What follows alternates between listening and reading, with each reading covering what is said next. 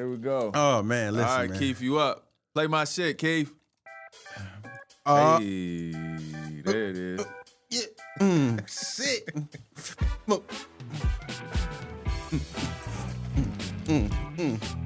that chain in. Let it run out. Let it run out. Ooh. There you go. There you go. There you go. Damn. They still down. There you go.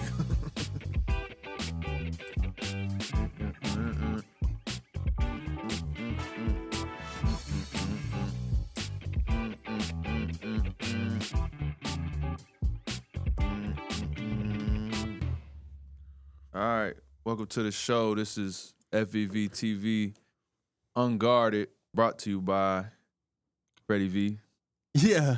and Quez. We here with another show.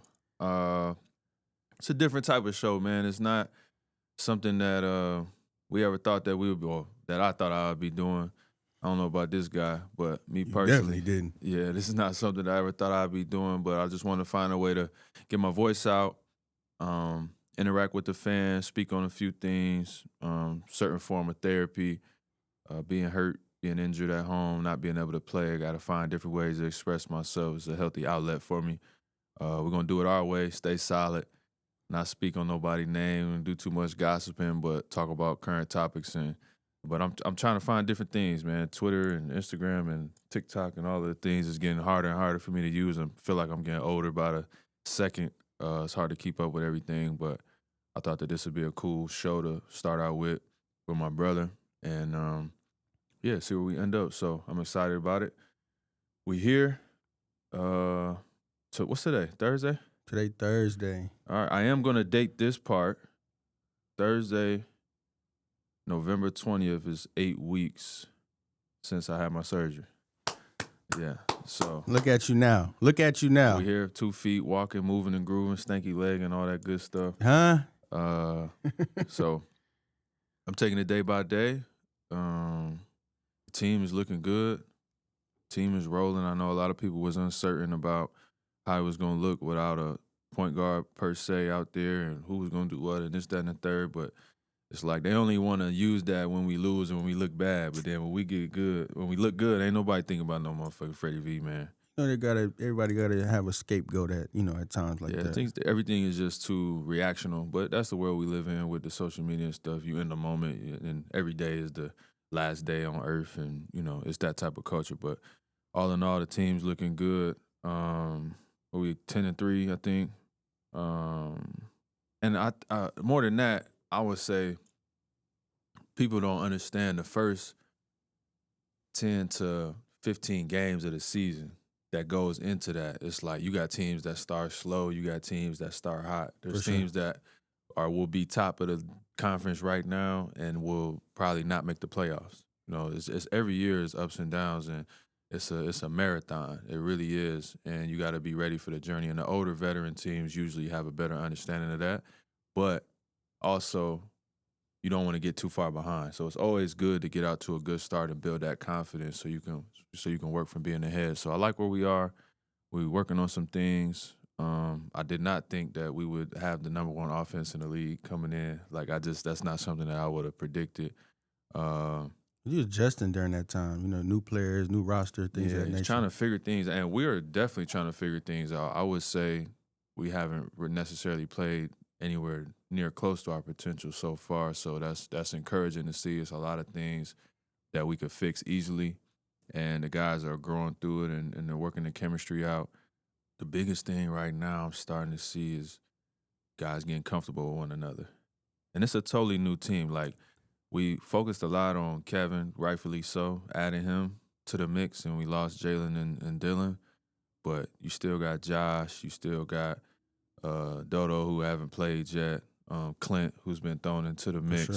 It's a totally different team. You got Reed playing a lot more. A Holiday's been balling. So it's a totally different team, and guys starting to get comfortable with one another, which can be a big thing in terms of just communicating and fixing things and putting out fires and figuring out things. So I'm really excited for this group. And when you have a special group and when you have a chance to really compete for a championship. Absolutely. And we definitely got one of those teams right now. You can feel that. You speaking from experience. We're gonna jump right into. I know you said we're gonna do some current topics, some hot topics. One of the most trending topics right now is Steph Curry has ended his partnership with Under Armour.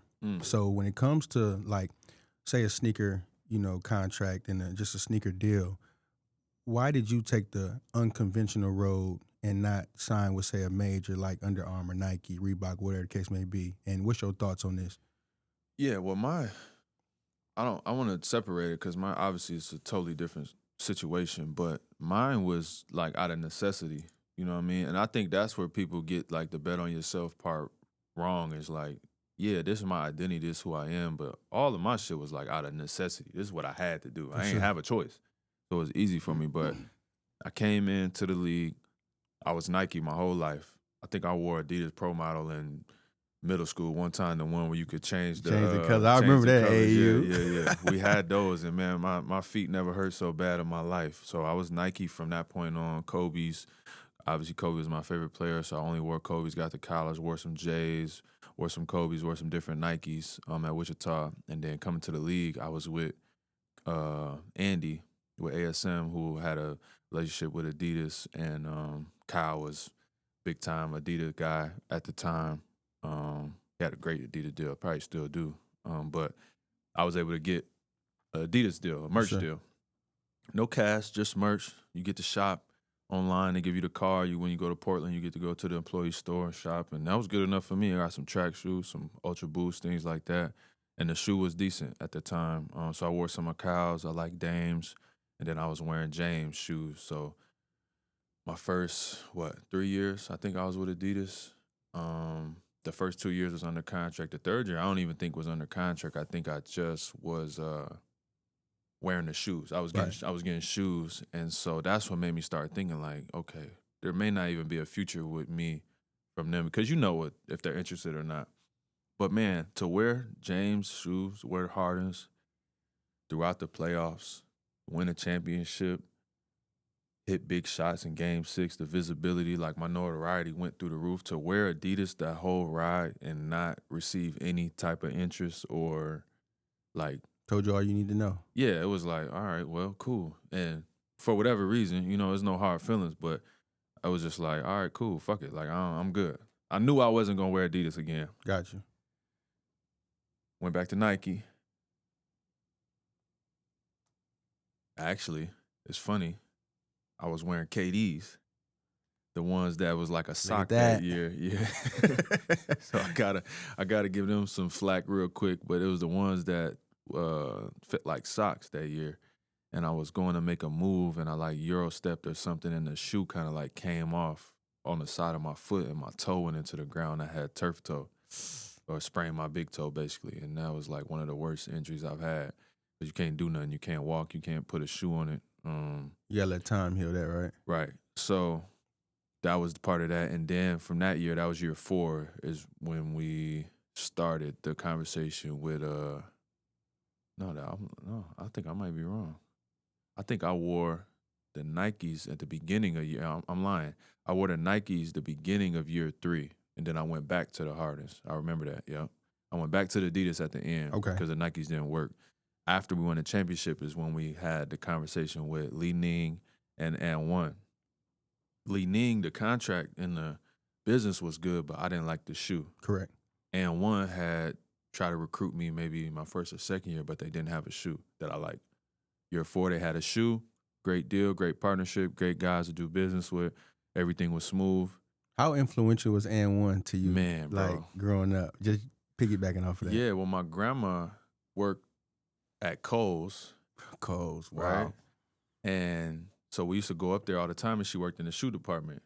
So you go through the shoe department, you got the An1 graphic tees and the shorts, and you got the An1 shoes. You got basketball shoes, you got like off-court like shoes. So that's all we wore, with the graphic tees with the basketball man. And then you go home and you watch An1 mixtape, and you just watch it all day. And we used to watch it on the TV. We had like the VHS tapes or whatever, and we used to watch it on the TV, and then we'd go on the driveway and practice. That's it. And we'll go back and forth, back and forth. That was a real film session. Yeah, I watched that way more than regular basketball. So to be recruited by them, I think KG was dealing with them at the time. And then fast forward to ultimately getting a good deal with them. They paid good. The shoe was great. I had good conversations. We had events and customization. It was just a dope deal. COVID hit. The parent company sends a termination letter with no communication. Me and my guy Dex, shout out to Dex. We had been talking, COVID hit. I wasn't expecting no paycheck or nothing like that, but they basically just terminated the contract because they wasn't going to be able to pay the funds. So, all right, cool. Now we go back to the table again. I'm going to make you give me a better deal. That part. Here comes Li Ning with a better deal and a great shoe now, years later. So I've been with Li Ning ever since, and it's been an incredible partnership. Great shoe. Great people to do business with, very receptive, and dope gear and dope shoes. So I rock with them heavy. I don't know Steph's all of his ins and outs with the situation, but I do know that the shoe business is not what it seems to people. Because you just look at a guy and say like, oh, this guy's got a signature shoe. This guy's got a signature shoe, and we just expect that everybody is selling like Michael Jordan, but that's not the case. And it was real interesting that I haven't looked all the way into it, but I did see something where Steph said this was in the best interest of both of us. Speaking of him and mutual benefit. Right. This decision was in the best interest for both of us. So that to me, that means that this was ultimately a business decision that makes sense for me, myself, but also maybe the business wasn't doing exactly what it was supposed to be doing at the time. So shout out to Steph for jumping out there on his own. I think that's powerful. I know he launched Curry brand in 2020, I believe. So for that to be able to stand alone on its own without Under Armour, I think that's incredibly powerful, and I would definitely give that like the bet on yourself move of the week. Then, it's just weird to see he's been with Under Armour so long, and now he pop out with Kobe's on, and it's just like it trick your mind to just realize how much we attach guys to brands. For sure. When ultimately the guy is the brand. He's making the brand pop. He's making the brand, and so he's out of this world in terms of marketing and star power. So I have no doubt that his brand will do incredible things. But I think like the equity plays and like having more ownership and more control in due time, I think is powerful. And that's something that we talk about where it's like, so switching from that to a global conversation versus like independent versus being with like a major. Correct. Right. And you hear that in music all the time, but I think it translates to business in general. So what do you think about that? If you was a rapper, well, you were a rapper. You are a rapper. Every now and then, wait till my tape drop. What's your view on like being independent, owning your own, even if it may be less than being a part of a bigger conglomerate, but you may have more benefits, things like that? I really think that it's like where you at in the process, okay? If you an up-and-coming rapper, say, majority of the time, I feel like you need that engine behind you to push you and put you in the forefront of, like, the fans and everybody. I think that was my issue, was, like, I'm an up-and-coming rapper. Of course, I got, people in the industry, but it's just, like, sometimes having that engine, having that already, that label behind you to push you, to make sure you get placements, to put you in different events and things of that nature, it has its pros, But then, like you say, you're going to have to cut up the percent of your ownership with that label. And then you get to the point where you on your Nipsey side, and then it's just like, I got everything, and I got to push my own music, and I got to do my own thing. But that comes about if you got some money already. I feel like, Right. Like if you ain't got no money, Yeah. in the music game today, you gotta have some money, or you gotta be able to push your own shit. And if you can't do that, then you gotta go with a label, or it's kind of, you gotta play the game how it's dealt ultimately. And that's my thoughts on that. I think as an up and coming artist. As far as from a business standpoint, what would you say your philosophy would be in terms of working with bigger brands or maybe creating and building your own? My business philosophy when it comes to that is take what's on the table, obviously assess it, and then, we go from there. So basically what I'm saying is, say for instance in marketing, right? You know, whatever the case may be. I got my business and I'm going to, find these deals, whatever the case may be. Ultimately it's like we can't have a conversation if I'm bringing you the product and I'm bringing you the person and you giving me pennies on a dollar. Mm. You know what I mean? So that's my Mhm. business, like literally my business sense when it comes to that. If I got the top player, or if I'm bringing somebody that everybody knows, like I got to get the higher percentage. Mm. And that's how we've been going at it even lately. I think especially with me and you, I've been doing your marketing, since you've been in the league. But it's like if I'm gonna bring you and I'm bringing your fans and I'm bringing your NIL, your name, image, likeness to the table, how you gonna undermine that? You trying to get more people to look at this brand or to bring this brand to the forefront, then I deserve and we deserve more of a percentage. So that's how I Mm. look at business. Like if we bring in the people and we bring in the ideas, and even if our team is shooting the content, Mhm. like if we bringing more shit to the table, we got to get more percent. Right. No, that's fair. I think my biggest thing is it's a few things, but number one, and this can translate to any field. I personally am a fan of shorter deals in theory, Got you. right? Because it gives you I'm glad you said it that. 'Cause gives you an opportunity to like outperform where you are and show your value, and then we can get back. Because like to me, the worst thing would be like signing a long deal and then you just locked in. Now some people like that security. But the way that I operate is like I'm always trying to outperform where I am. So like I need that to be reflected in the deal. And it allows us both to get back to the table quicker to be like, I need this or you need this or this ain't working in general. your value way over here, but your compensation still Right. at the old deal. Now there's some scenarios where, yeah, obviously the numbers are the numbers and certain partnerships make sense when you just understand that are we locked in for a long period of time. But for the most case, especially in this conversation around we're kind of seeing the shift go from from endorsement to equity more so. Like that's you keep hearing that word equity, equity, equity. I don't Right. even think people know what it means, but I think that the traditional endorsement deals that we have seen are changing in the fields that we're in because of the way that we consume digital, social media, less like traditional TV. For There's always sure. going to be those big campaign rollouts and commercials, but I think athletes now are starting to, and entertainers are starting to understand like the value of what they actually bring and how that's reflected in the business. Because I'm looking at this and I'm like, okay, well, if I'm Steph and you Under Armour, I I came to y'all was an underdog, right?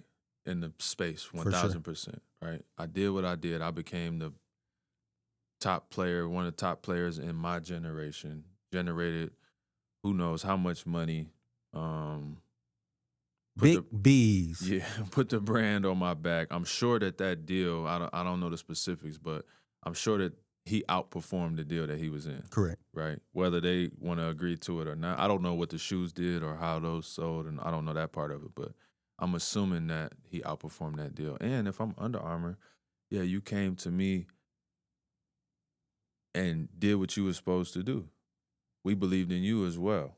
For And sure. you did exactly what you were supposed to do, and this deal was beneficial for both of us. I think those are the best deals when the deal is beneficial for both of us. Now, if the contract is up, that don't mean we got to do another one. Hell nah. It might not make sense for us right now.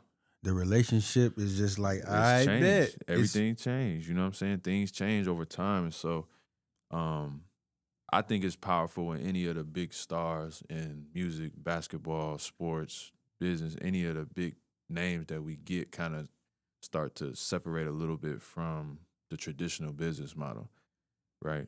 And I think that this will have a ripple effect in time. But we'll see how it plays out. We got to see how the next Curry line do whenever this deal is up and he launches his own thing. But betting on yourself is never a bad option. Nah, and you said it. Bet on yourself, not nobody else.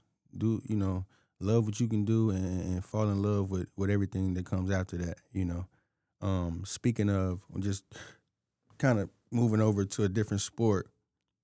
And I was going to actually talk about just when it came to deals. I remember Derrick Henry was in his rookie deal for so long. They was like, bro, Right. like your value is way much more than you getting paid. So just speaking on football, who you like? Who your NFL team? You know who I like. Come on, bro.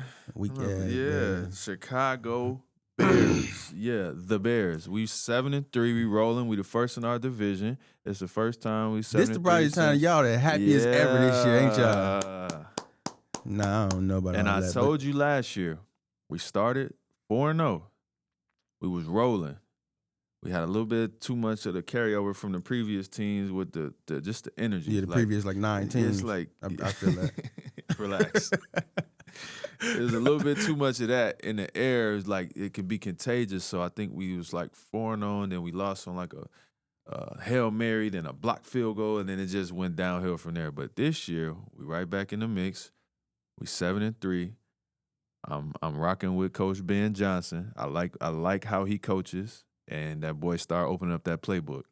When he start opening up that playbook, the whole team got confidence. Now our defense a little shaky in terms of statistic. I think we give up a lot of yards, but we number one in takeaways, which I love to see because that's how I would play defense. Like, go get the ball. Peanut Tillman. Yeah, that's what I like. That's my type of defense. Go get the ball. So we're aggressive.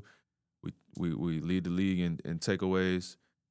Caleb is coming into his own. He's playing at a high level, and people can say what they want about him. I like Caleb. That man got a bunch of game-winning drives. He got a bunch of them. Like, I don't know the number, but I know from me just watching the last 2 years, I didn't at least watch him do about 6, 7, 8 game-winning drives, like get us down the field, get us in position, get us a touchdown or a field goal. And I think that bodes well for the playoffs because it's going to be a close game. Now, True. If you want to beat us, you probably just need to just air it out and put a whole bunch of points on the board, and that's kind of been our kryptonite. Once the defense opens up, we haven't been able to slow people down. But I'm excited, man. I'm excited. I stopped watching them. I ain't watched them since I was a kid. I don't blame you. You wasn't missing nothing. I mean, shit. We was good. We was in Toronto, and football wasn't as much of a thing, and then the whole Kaepernick thing, and I just kind of was down on football, and then coming back to Texas, where obviously it's a big thing here, and the team is getting better, and it's exciting to watch them. Like, they run like triple reverses, like on 4th and 5. You know what I mean? Like, it's fun to watch the team, and obviously it's fun to watch teams that win. But we'll see what they do in the playoffs, man. I'm looking forward to playoff Bears football. Man, and the crazy thing about just the NFL in general now, the athletes are just like phenomenal. Yeah. Just like you just talking about the reverses and this, that, and the third. You got a D lineman that runs as fast as your receiver. Yeah. These guys, every football Sunday, I'm reminded why I did not play football. And I love football. Like, I love football more than basketball when I was a kid. But at some point, the realization kicked in. Like, I don't think I'm going to be able to keep up, like, athletically out there. Like, it ain't enough cerebral shit I can do to run around with these dudes. So over time, you would have trained enough. I would have trained enough, sure. but I think I made the right decision. At the time, you would have came. Let me see who was that D line when you would have came in the NFL? Because I know you wanted to play quarterback. Davian Clowney. Yeah. You know, I think you made the right decision there, buddy. Sue, and, you know what I'm saying? What's my man for the Rams? Aaron Donald. Oh my Lord. Yeah, basketball. You know what? You right. You got a ring. Yeah, you straight. I made the right choice. So now I'm excited about the Bears, and I hope that. In the toughest division in the NFL, by the way. I keep saying that. We got the toughest division in the NFL. But I'm excited about them, and we'll see what they do, come playoff time. But it's a good time to be a Bears fan right now. Speaking on that, you get a quarterback, you get a new head coach, or they definitely shook up the whole coaching staff. For sure. In a general, I think we got a new GM or president or whatever, and you could you could see now they're thinking about building a new stadium and a whole new things. Like you could just feel the new energy that was instilled into the Bears. And as a fan, I'm not really a good fan. It feels good to be a fan again. And Chicago in general, like the sports world, the energy around Yeah. just Chicago, like the Chicago, Bulls, like yeah. you know what I'm saying. And for Everybody. quiet as it's kept, the Bears is like a staple, like in the sports world in general. The Chicago, we need the Bears to be good. It's just one of them teams. We need the Bears to be good. Nobody Yeah, ain't. you need the Bears We to be ain't tripping good. on the Ravens. Baltimore, Lamar, what up? We need to, shout out to Lamar, but listen, y'all struggling a little bit. What y'all gonna do? You know what? We're gonna be okay. We struggling a little Wild bit. card? Yeah, and you know what? We a team that you don't want to see because now we figuring it out. I told you that though. I think they are better served as the underdog versus like going 15-1 and then all the pressure on you. Then you get in there and then you got to win every week. Like we watched the game last year. The man was running like a running back. First game of the playoffs. I try to tell you, you can't do this the whole playoffs. But you know what though? Little adversity never hurt nobody. We'll see what they come. He had to take them TVs out the locker room, the arcade games and shit. You know what I'm saying? You know, at times you got to take some of these distractions away. You know what I'm saying? I love that shit. Let's get back to the basics. Is that something that you would do? What? Let's get back to the basics, man. I'm old school. Like, what is this? This shit is about wins and losses. Everything else, we get carried away with like fighting for our freedoms and our liberties and like, oh, we should be having this, that, and the third because we so spoiled. Bro. Yeah. Like, bro, if you're not winning, man, don't nobody want to hear that. Now, I don't believe you should be miserable every day, but it shouldn't be no lollygagging when you whatever y'all started 1-5. Yeah, it was fucked up. Fuck is we watching TV for? We need to be watching film and y'all in here playing pool, whatever. I don't know all the details of their situation, but I'm just saying for me, we don't do too much horse playing, bro. It's time to let's lock in. Yeah, let's lock the fuck in. It's time to tighten up. Due to the fact when it happened, now look. Yeah. It worked. Yeah, it worked. And it's coming from your quarterback, your franchise quarterback. It wasn't the coach, shit like that. The MVP. Correct. Y'all got to respect that. For it's sure. coming from Lamar. You know what I'm saying? You got to respect that. So that's real. I salute that. That was a dope move. So now we know that the Bears is your NFL team. Give me what's on Freddie V's playlist. Like, what do you like to listen to? Ooh. Let's catch a vibe. What's I'm saying? That's Give me your top 3 artists, top 5 artists right now. What you listening to? Right now? Yeah. Man, I gotta go to my music. Hold on. Right now, what I'm listening to? Yeah. Oh man, I like that Don Toliver record he just put out. That Tiramisu. Shout out Don crazy. Toliver. I've been listening to a lot of Leon Thomas. Okay. But you know me, I like R&B more than like a bunch of rap. But yeah. I listen to the Smooth and yeah, me and wifey been listening to the Summer Walker album. That was decent. G Herbo's on a run. Both of these last 2 G Herbo albums is incredible. I definitely been playing. You been talking some shit. I definitely been playing those. Shout out to her. Those was crazy. Speaking of G Herbo real quick, man, as you mature as a man and you see things for what it's really worth, like your verbiage just changed. Like, you know what I'm saying? Yeah. Like I see that for him. Yeah. And you want to hear that. Yeah. You know, so I think this music is such a personal thing. It's such an outlet that like you want to hear where you are or some of the things you going through. Like I don't really like none of the same stuff I used to like when I was a kid. I still got part of that energy. For sure. You know what I mean? But like I don't want to hear that from if I'm 31 and somebody, I think he right around our age, you know what I'm saying? I want to hear where he at mentally, like, you know, growing and evolving. I also got to give a huge shout out to Wale. Oh, man. Yeah, that Wale album. Wale got some shit. That Wale album is incredible. I know he's They tried to shelf my boy or something like, you know what I'm saying? He been going through a lot of shit, man, but I'm glad that he one of those, like, unsung heroes, like, underdog, underrated kind of guy. I think it's just a personality more than anything. But I think it's one of those people, as I get older, where you want to let people know you appreciate their art, even if it's not reflected in the statistics or like the accolades, like, for sure. You know, Grammys and number ones and all of that shit. Like, bro, he makes some incredible music. If you really just put his catalog down on paper, his shit stack up against a lot of people. And it's just like, you got to be able to relate and recommend to it. So I think that being mainstream successfully is a different thing than like the art form, you know what I'm saying? So just appreciating the art form and he puts out great music consistently. And just like you just said, appreciating the art form because like it's so hard to follow up like great projects. Like Yeah. it's super hard. You know what I'm saying? Like that Lotus Flower Bomb, like all that shit is amazing. You know what I'm saying? But then as a fan, people think like, oh, you gotta have something better than that. You know what I'm Yeah. saying? But it's like, bro, like just appreciate this shit that I'm putting out. Yeah, and I appreciate it on a different level coming from a sports world where like I seen Shay speak about this like not too long ago. Like he said 30 points is a bad game for me now. Yeah, I seen that. It's like what the Like fuck? imagine that mindset, you know what I mean? Whereas like your whole life you just dreaming of getting to the league and scoring 30 one time. Yeah. Now you average 30 for like 2-3 seasons in a row. Now that's the mark. And anything less than or close to It's is a bad disappointment. game. And I think that translates to music too, like where you could set a standard for yourself.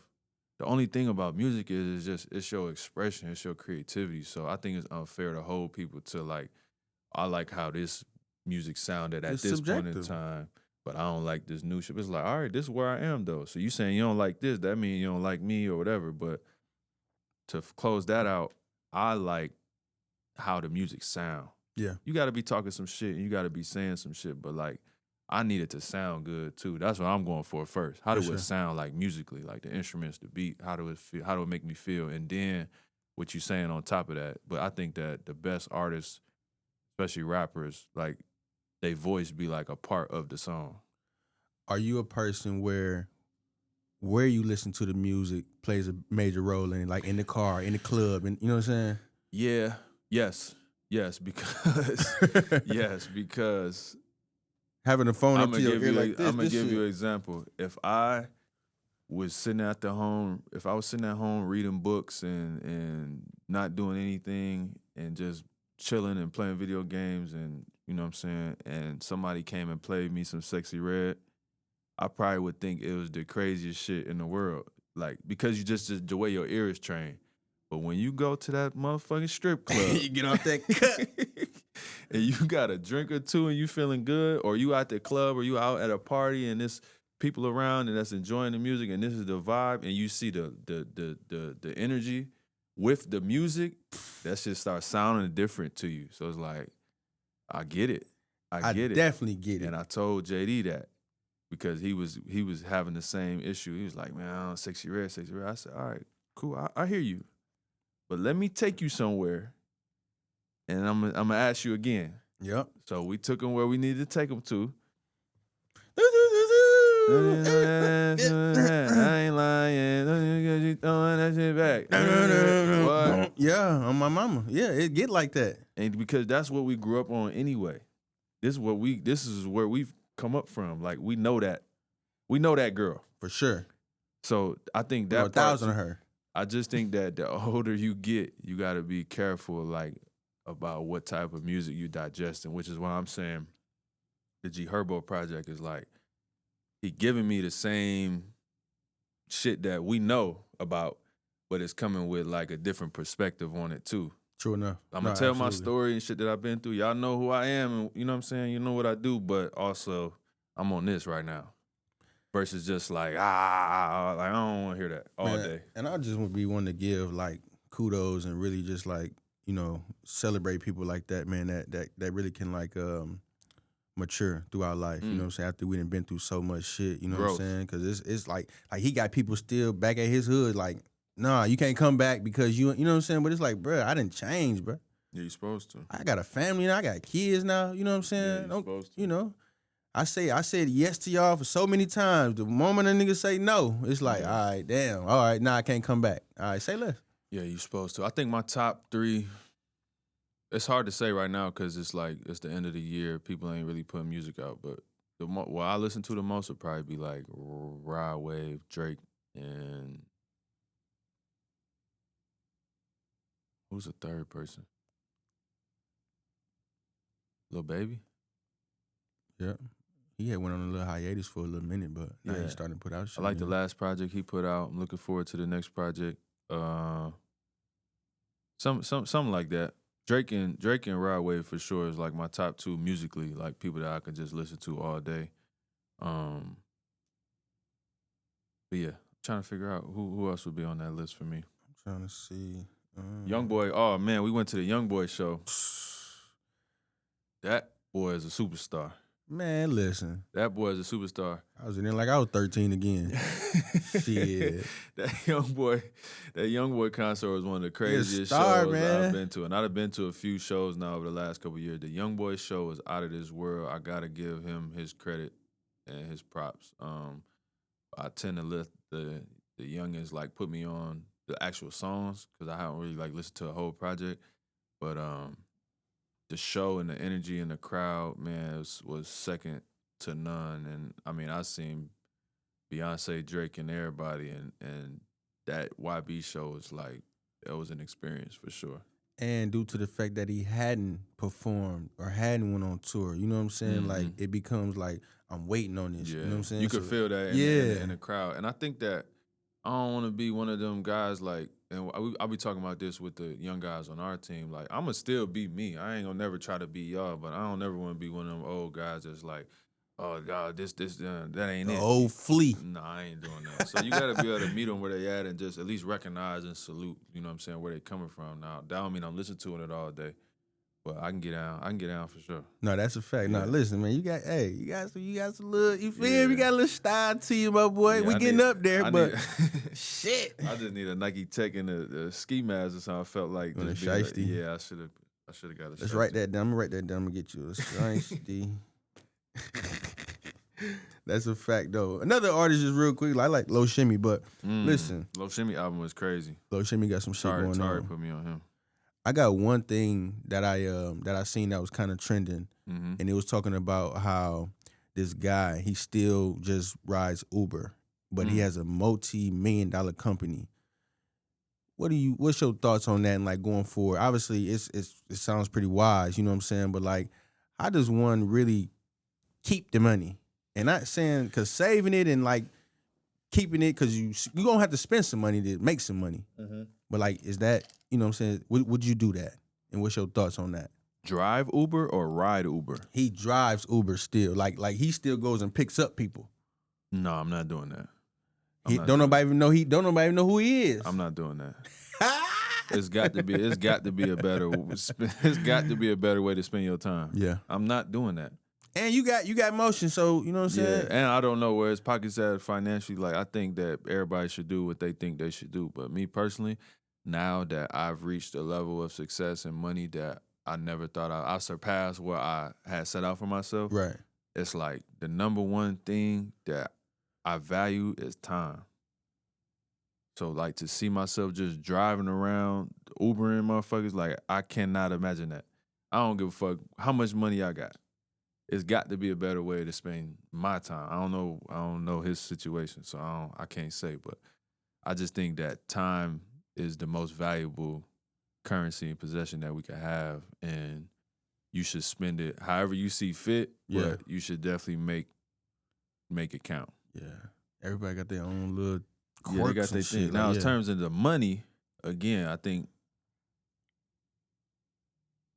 if you making money hand over fist, it's easier said to, oh, this is what you should do. right. When you're in survival mode, and I'll be telling people this all the time, they're like, well, how you do this? How you do that? I'm like, bro, I was making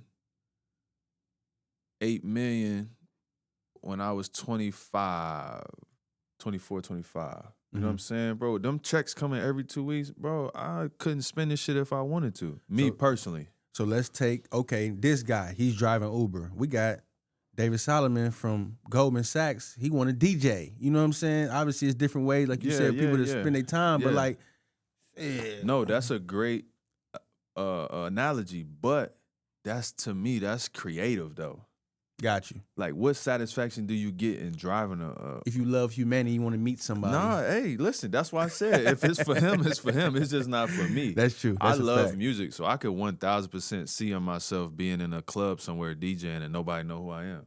Right now, I do Right that. now, yeah. All I need is a DJ and some hookah, and I'll be vibing. I had a whole party, got them taking their clothes off. Yeah. I could do that right now. That's Yeah. what I like to do. So I think it just depends on what you into personally. Like, I think creativity is very connected to success and like being able to get your ideas and your thoughts out. your feelings and your expressions, because like those things build up and they bottle up, and if you put a cap on that, it stops things from growing. For sure. You won't never have no new ideas, no new ideations, no new things that you want to get to, because you already capped yourself off. Like, I don't want to do that. I'm worried about what this person might say. Oh, I don't want to do this because I said I'd never do that. You know what I'm saying? I don't want to do a podcast because I said I'd never do a podcast. Well, fuck it. Do a podcast and call it something else. It ain't a podcast. Ain't no podcast. And I don't give a fuck what nobody say or how they feel or what this, that, and the third. This is what I'm doing right now, and that don't mean I'm going to be doing it forever. And that don't even mean that this is like something that I want to die about. But I'm gonna get all of my creations and my ideations, things that I want to do out, and I think that that's super powerful, and I think that people gravitate towards that. Now, connected to that, this is on my mind. I be influencing a lot of niggas, man. Hey, man, speak on it, man. Unguarded, man. I be influencing a lot of people to do what they want to do or get out what they want to get out, and I enjoy that, and I'm not doing it for the credit. I don't need you to be like, oh, I started doing this because I seen Fred do it. You might not even know that that's why you doing it, but I know that me being me who I am and showing you how to do it, or showing that it can be done, I know people looking back like, damn, he doing that? Oh, I know I could do that. No, for sure. They gonna undermine that shit because they like, oh, if he doing it, I know I can. I know I can do Whole that. time, that's some hoe ass shit. I ain't gonna hold you. When people think like that though, it like, if he can do it, I know I can do it. What the fuck you trying to say? Yeah. I ain't gonna lie to you. I don't like people thinking like that, but you know, everybody think different, man. It's real. It's real though. You know, and I think that I just took an approach where it's like, I still take validation in being the inspiration more so than like how a person, where they at. You know what I'm saying? Because everybody not cut the same. For sure. That's a fact. So I know how I'm cut, and I know that everything that I'm doing is coming from a genuine place. And I know that I'm having ideas and my own style and my own everything from me. Right. It ain't not coming from nowhere else. Like, I take inspiration from people for sure. I study people. I look at people. I'm taking what I see, but I'm adding it to what I already got. But a lot of the shit that I do is coming from the heart, and it's coming from the mind, and being able to get that out for people to receive it and see it, I think it's powerful because it can be inspiring. It's like I said, most people's worst enemy is they self. Man, listen. You know what I mean? Every day. You're going to talk yourself out of some shit before you talk yourself into it. So I don't have that problem. Whole time, people don't know what's on the other side of fear. You know what I'm saying? Like, I'm talking about everything is on the other side of fear. Right. Whether it's trying new food, going on a trip, just doing shit. You know what I'm saying? People don't even want to fly. They ain't never flew ever, but what you've heard and, you know what I'm saying, what you've seen, rightfully so, it's like, I ain't flying, hell nah. But it's like, shit, I ain't taking no 12-hour drive. I'm going to get there in 2 hours. You know what I'm saying? Yeah. Everything's on the other side of fear. I think the plane thing is so powerful because every time I get in a plane, I'm just like, why the fuck am I doing this? Why am I up here? As soon as the turbulence get to shake, I'll be like, that would be like, I'd be sweating and shit. It's like, damn, I don't even need to go where I'm going. Nope. I know what I do. Go to sleep. But when I get there, everything is all good. You know what I'm saying? Now, that don't mean that the motherfuckers don't go down. They do go down. They do go down. I ain't the fuck crazy. I ain't making that up for no reason. They do go down. I ain't gonna lie, man. Thank you, Big God, man, yes, keeping us covered, that man. is watching us at all times. You know, I was gonna ask you about, because this happened to me since I've been home trying to like watch games, and we over here, we over there, and you know, my TV, I all the TV set up on these different things, and my iPad. Did you notice that Netflix cracked down on passwords and sharing passwords? Did you notice that? Are you a password stealer? Are you one of those guys? I'm a stealer. I'm a sharer. You know what I'm saying? Are you one of those password stealing guys? Yeah, I'm like definitely. You on somebody else's Netflix account right now? No, people don't mind. I don't want to get you locked up. No. People don't mind. Yeah, though. me too. For sure. I used to be the one that be like, send me your password, but now I got $19.99 to share. Yeah, you got a little couple funds. Yeah, for sure. I'm okay. I say that to say that they reported that it actually drove subscriptions up, so it worked. And so sometimes doing the things that you don't want to do, because like you don't want to like stop people from watching, but it's like, all right, bro, this shit getting out of hand. Like it might be 100 people on your account, and you gotta know what? limit that. I'm gonna add something to that. You seen the House of Gucci, the movie? Nope.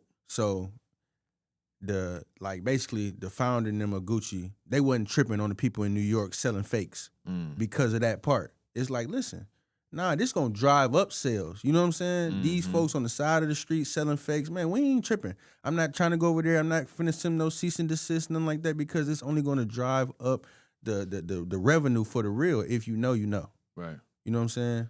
Yeah, I think, again, you never can know what the expectation or what the outcome gonna be until you do some shit. So I'm sure that somebody was sitting around saying, "Nah, we shouldn't do that. We shouldn't do that," whole time and end up working out. I just think it's funny because I be having hella people on my account, and now that the league is going to all these different streams, man, I got Peacock, Prime, Apple TV, Netflix, So you HBO, Peacock, NBC.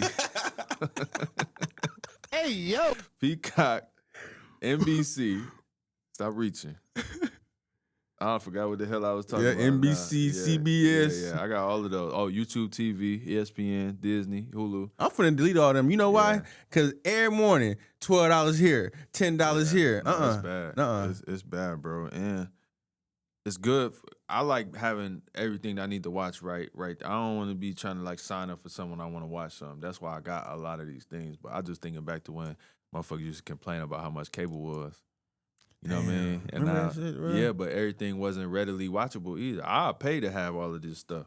Let me ask you, do you remember, give me 3 channels you remember, like the channel number and what the show was on there, like what the It's probably the same because I think we had DirecTV. I know like at the crib it was like DirecTV's on that rich ass shit. Yeah, we had, but even we had the joint, you know what I'm saying? Yeah, facts. Yeah.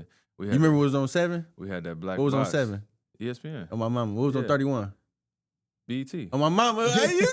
Come on. I mean, I had that too now. Don't get it twisted. I didn't know if you forgot. I didn't know if you forgot. I know like 17 was WTVO. Yeah. You lit. 33 was MTV. I know my channels. I'm just saying we had, you know what I mean? We had the black box. You know what I'm saying? It kind of in, but the thing together. That part. 1,000 channels.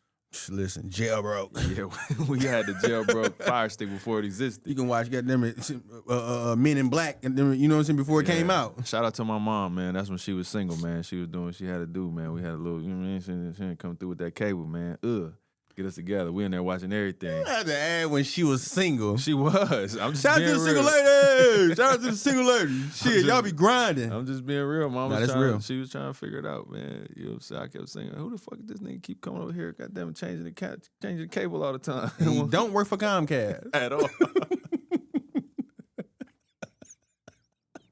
Bald black ass nigga keep coming over here. They keep coming smoking these black and browns, man. Open the refrigerator. Hey, nigga, they ain't got nothing to do with the cable. Hey, man, we was watching everything. I wasn't even tripping. I don't even remember who that. I think I do know, but I ain't gonna say his name on here. But yeah, that was a good time, man.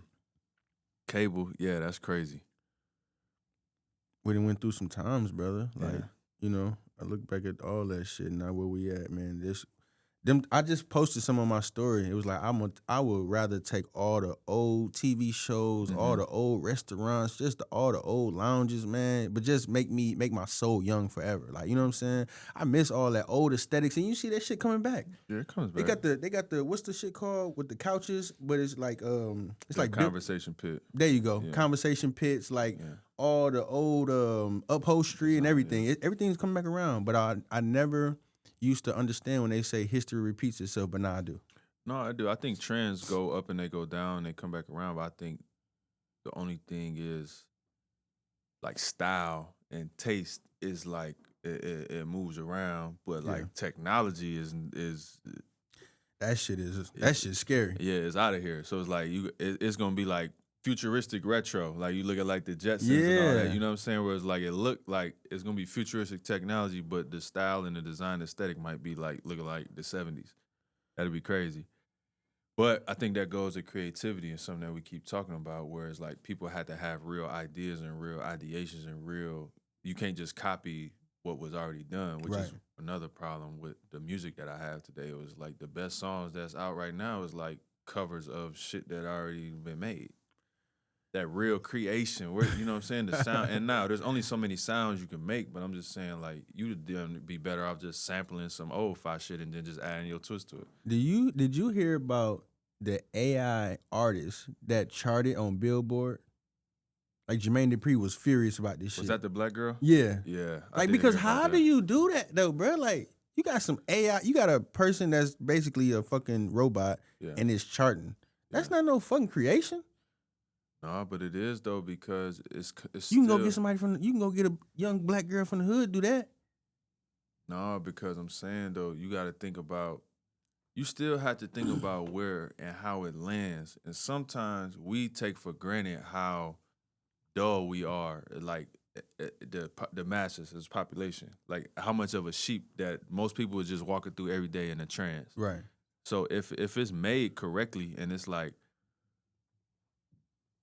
because somebody still had the input to get the output. I'm just speaking about from fandom. You gonna go, you know what I'm saying? That's what I'm saying. Like, you know, the conversations, you know what I'm saying? That shit is like, what? But we already so disconnected from people anyway. That's why I just feel like if the music is good and it sounds good, then people gonna do what they gonna do anyway. It's not like that many like stars no more, like how it was when we grew up, when like people would lose their mind because you could see your favorite celebrity taking a shit at 8:00 in the morning on their Instagram. Yeah. Like, you know what I'm saying? Versus like you seeing somebody, you know, you seeing motherfuckers dirty draws, you know what I mean? Versus like seeing somebody once every 5 years, once every 2-3 years. Like that's a different like mysterious nostalgia thing where it's like you still have to give people your absence. I think that's key in terms of stardom and shit like that. But yeah, the AI thing is, I'm sure as a creative and as a artist, I'm sure that I would feel differently, but it's here. No, it's definitely here. It's here now. I was playing around with the little app the other day. It's definitely interesting and it's definitely here. So, and the way that my mind works is like, what's next? You know. So, speaking of what's next, man, we're here now, man. We got actually, I got a couple questions from Instagram for you. A couple fan questions. All right. Nothing too major. Just a couple fan questions. We got Hanif, Instagram. He says, how was the experience of the 2019 playoffs? Whew. I wish you would have been more specific. How was the experience of the 2019 playoffs? You know what what that run did for me was it really validated who I am as a person and validated some of the things I believe and how I felt, and how I approach things. But what a roller coaster. You know what I mean? So just to know that we have a chance to win, we getting excited about the playoffs. I think we're the number 1 seed or number 2 seed. We playing Orlando. Nick is like about to give us a chance, but not really. You know what I'm saying? You could tell, you know, the rotation about to tighten up because Dwayne Casey was obviously like, you knew you wasn't playing. Like the young guys wasn't playing the playoffs, right? Yeah. So Nick was kind of like that, but more so like, all right, we're gonna give it a run. So come out game 1, play decent, don't shoot a great, but play pretty good, aggressive. You know what I mean? Lose game 1. So now the panic meter starts. You lost that one game. It's like, oh shit, here we go again. So I just remember it was me, Serge, and Norm. That was our 8. The starting 5 was Kyle, Danny, Kawhi, Pascal, and Mark. And then it was me, Serge, and Norm coming off the bench. OG was out, I think, with his hurt or something like that.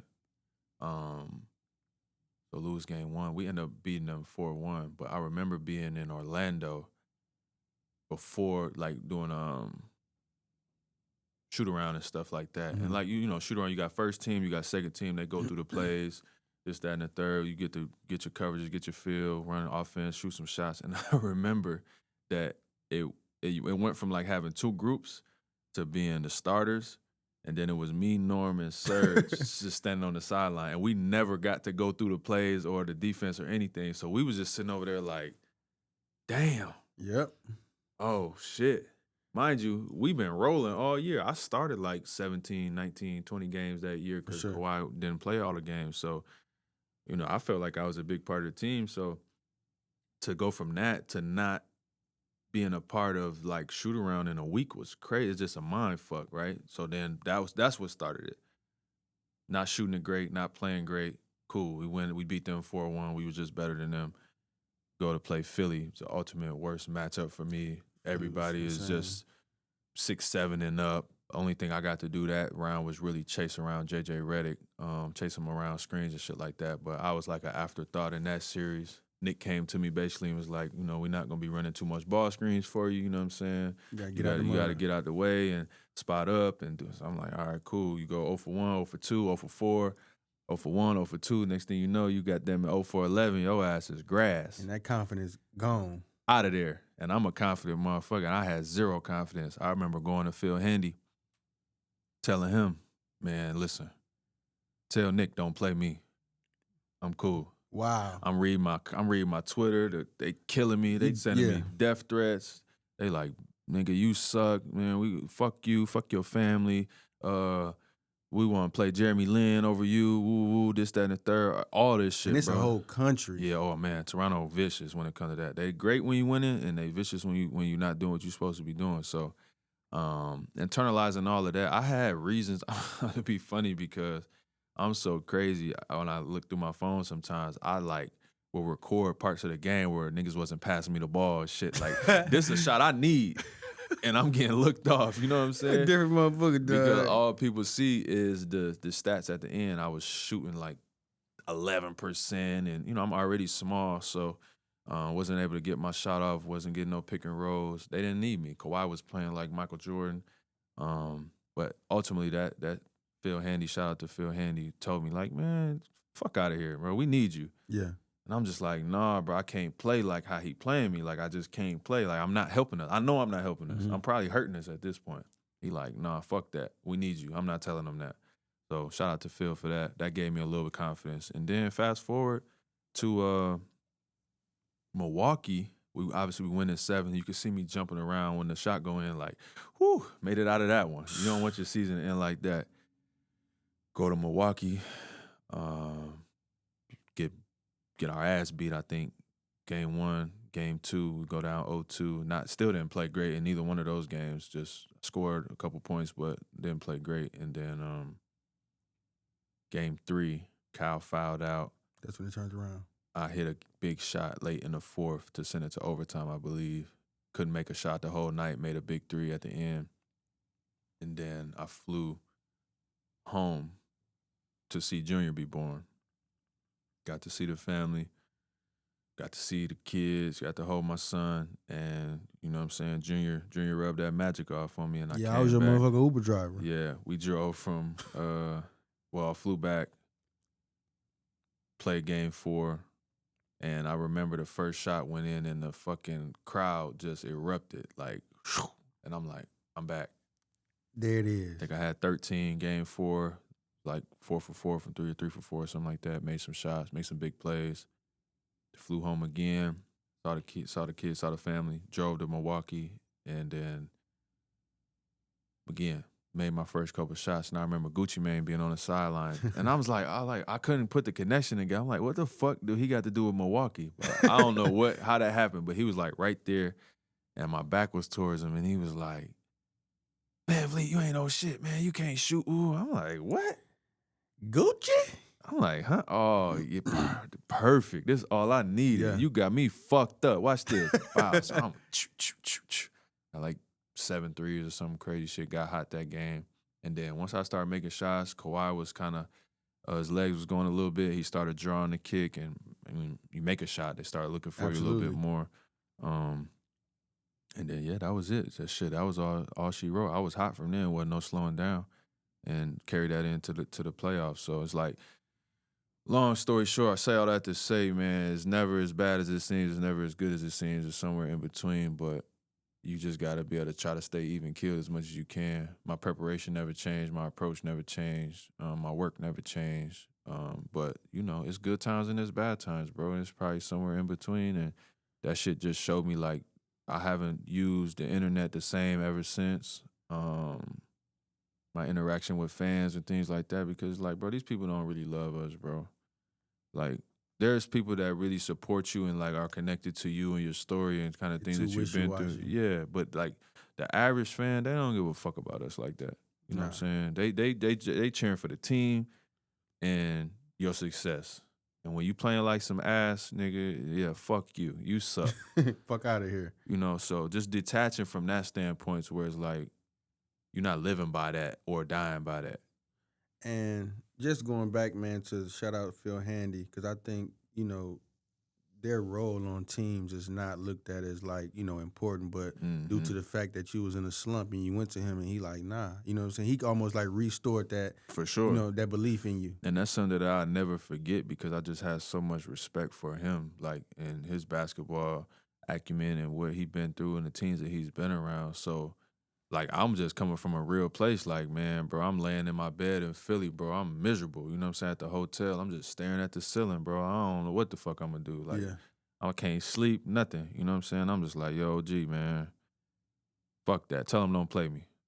I'm cool. That's like the last resort. Like, You know what I'm saying? Like, I was done with that shit, bro. But and it's crazy because a lot of players ride that emotional wave. They have those moments all the time. I see it. My teammates, teams that I've been on. Some guys might do that 3 times in a game. Yeah. I never do that. I've never done that in my entire life. So that was the lowest of the lows where I was at in terms of my performance and reading into what the fans were saying and shit like that. But man, I'm just so happy that I was able to bounce back out of that as number God. Man, listen, you a steady kill person. One last question from Jay Marar on Instagram. He said the Rockets are currently the number 1 ranked offense in the NBA. What do you think has been the biggest difference this season? I know you touched on it a little bit, but what do you think has been the biggest difference this season in offense? I think that our offensive rebounding, again, which is what we found last year. We just started killing people on the glass, so we're getting so many more possessions. And I think that our 3-point percentage is very high right now. We don't shoot a ton of threes, but everybody's shooting a great percent. And I think that hasn't always been the case. Like I have been up and down. JG was up and down. Dylan was up and down. Like good shooters, but like nobody was like 8 guys over 40%. We haven't had that. Whereas like now it's like I think Reed's like 47%. Some obviously Kevin, what he gonna bring to the table. Tari shooting 40%. Barry shooting great. Alpe's now shooting great percentage. Aaron Holiday, like for sure. everybody's shooting the shit out the ball. Josh, he's shooting pretty good. Josh was hot. Yeah. You know what I'm saying? Like everybody's shooting the shit out the ball. So I think that adds another layer to what we already had. And then, I mean, come on, obviously adding KD, just the way the floor works now is like he'll be having an off game and they would still rather double him than watch him score. So now you got Alpe playing one-on-one from half court and can't nobody in the league guard Alpe out there like motherfucking Michael Jordan. He palming the ball. He looking back and shit. I said, man, shit, it's the ball. Bro, there's nobody that can guard. And like he just playing like he on the playground. Like when we went to see him, literally he just playing like. And then seeing him this summer in the gym and watching him, like it wasn't like, oh man, this dude's doing these incredible workouts and he's working so hard. It was just like it reminded me of myself in the standpoint like he just playing. For sure. 1-on-1, 2-on-2, 3-on-3, 4-on-4. Who want to play? You want to play? Come on, let's play. Basketball. Let's play. We playing 1-on-1. I don't care who it is. I'm working on all my shit. I'm trying shit. I'm doing, and you can see the confidence growing. And I'm like, oh, this is how he play. This is why. Literally. Like if you watch him, like all of this backing somebody down and throwing behind the back, like this is how he play all day, bro. Like he played in the NBA like he playing 21. For sure. Outside at the park playing with his homeboys. So to see him do that and to watch the jumper translate, confidence is growing, and then he just keeps getting better every year. So between him and Kevin leading the charge, and then all the guys around him taking steps and shooting the ball from 3, I think that's got us at a high clip. One thing about y'all though, like y'all is aggressive. Like y'all ain't taking no shit. You know what I'm saying? Like y'all boys flying around, ain't nobody getting y'all face. Like what I'm saying? Like and that plays a real role. You know what I'm saying? As a team and the chemistry and shit like that too. So I look at all that. Yeah, and it's like we're not really gonna be out toughed or punked or anything like that. There's some teams that definitely have that same aspect like that. Detroit definitely outworked us, which happens. It's 82 games, but bringing that physicality and the size every night, bro. Like because when I'm out there, this is the thing about me. When I'm out there, you can't tell me I'm not 6'7". You know what I'm saying? Because this is just how I see the game. like I don't. It's a tall guy on me. I don't feel like it's a tall guy on me. If I'm Right. guarding a big guy, it don't feel like you know what I'm saying. Like because I feel comfortable. For sure. But when I'm on the bench and I'm not, when I'm in street clothes and I'm just looking out there and I'm like, damn, you might start with, you know what I'm saying, Jabari on you who tall as hell. Then you might switch on to KD. Then you might switch. Then you might run into Alpy down there. Then you might spin off him and then Steve-O coming. Steve-O right there. Bow. Yeah. And they down there, elbows and Fucking you black know, eye, goddamn it. Yeah. I love it, bro. And then we got to play the zone, man. Yeah, listen, we have a really good team. It's fun to watch. It's fun to be a part of, and it's fun to give my little bits and pieces and use my voice as needed. But man, I just wish I was out there. Really, that's all I can say about that. Man, we all ready for you to be out there. But you know what? You know what I'm saying? We're gonna take this rehab and we're gonna keep going day by day, brother. Can't For rush sure. it. We got Shay. Oh shit! Yeah. What it do? What's good, bro? What it do, man? Shit, I can't call it. Talk to me. Tell me something good. Man, chilling, man. How you been? How the rehab going? Man, it's going. It's going. It's going. It's slow. It's a little slow, but you know how it go. Just taking it day by day. Yeah, man. Y'all make a D run. You think you gonna get back? Man, that's what I'm pushing for. You know, nothing is guaranteed, but that's what I'm pushing for sure. Them boys look good out there. I already know, bro. Yeah. I already know, man. They do look good. I knew y'all was gonna be one if you was out there though. Yeah, for sure. Then it's like I know what I can add, what I can bring to the table, so it give me something to think about, something to push for when I'm doing my rehab. This shit difficult, so you know what I'm saying. It's like give me some motivation to get back, but I don't want to put that on myself. I don't want to put that pressure on myself right now. It's a little early, Right. but I'm definitely trying to push back for sure. I'll be seeing you out there assistant coaching. What you think you gonna do when you done playing, man? You gonna coach or what you gonna do? Man, I don't know, man. I keep leaving the game with a headache, man. I'm like, I don't know how they do it. Just over there just screaming and yelling. You can't do nothing. You can't get out on the court. So I know I'm capable, but man, I don't know if I might have more fun coaching than you for like having more impact. I like to teach more than I like to coach, you know what I'm saying? So Yeah. I don't know, most like them definitely. high pressure environments and all that, and then the way the schedule is, I don't know if that's something that I want to do, but it's definitely in my back pocket for sure. Most definitely, man. Most definitely. So the podcast, man, you just jumping this off or what? Yeah, we just getting started, man. We want to do something. Obviously, I'm bored. I got a lot of time on my hands. Find me a new way to get my voice across, and then just being able to connect with people, tap in with people, and just get that good conversation and get that rehab and that therapy out. You know, where you can use your voice and um, make your presence be felt and speak on certain Yeah. things. So, yeah, I'm trying it. We trying it out, and we're gonna see how it go. Yeah. Well, most definitely, man. Well, good luck to you, bro, with the rehab and everything. I know I'll see you when you come back to town. My baby still need her picture. Yep, no doubt. You know that we gotta keep updating that motherfucker. But man, I appreciate you, boy. It's good to see you. Good to hear from you. Most definitely, man. All All the right. time. Yeah, Love, brother. love. All right, family. Okay, we got Jerry next. There he is. Jerry. How you doing? Jerry. There he is. How you doing, brother? Doing good, man. Doing good. How you doing? I can't complain. Tell me something good. Yeah, man, I just wanted to ask you about, obviously you do so much in Rockford, you know, I'm born and raised in Rockford myself, and just seeing you, even though you moved across the country, you know, going to Houston and all Yeah. that, you still are making such an impact out here in Rockford, man. I just wondered, why is that important to you? I think it's just important to give back from the standpoint of knowing what we didn't have growing up. You know, as a different generation, and even now, where the town is, maybe statistically is not much different, but the culture and the hope and like the outlets that kids have is a little bit better off than what we had. And just seeing positive role models that we didn't have, I always wanted to show that and prove that. And my whole mindset was just to make it out. And then once I was able to do that, you know, I felt like it was my responsibility to show the next generation that it's possible.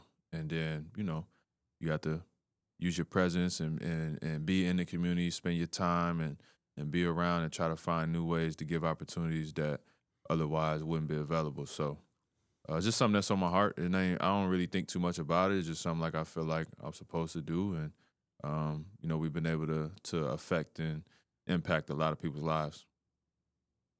Yeah, man. Yeah, thank you for everything you do, man. It's really inspiring to everybody. It's great to see. I know we're hoping there's gonna be a Fred statue somewhere someday. I think it's only right. You still Yeah. gotta you might add to that Yeah, Hall of Fame resume. I got a lot more to do before we get Oh to yeah, that for point. sure. But as long as they get my face looking good, I wouldn't mind. Yeah, Man, I yeah, appreciate for you, sure. brother. Yeah, no problem, man. Stay up, man. Yep, thank Thanks, you. You Jerry. too. All right, man. Listen, appreciate y'all for tuning in. We're gonna get the fuck on up out of here, man. It was another good one. And it's time to roll. Unguarded. This ain't no podcast.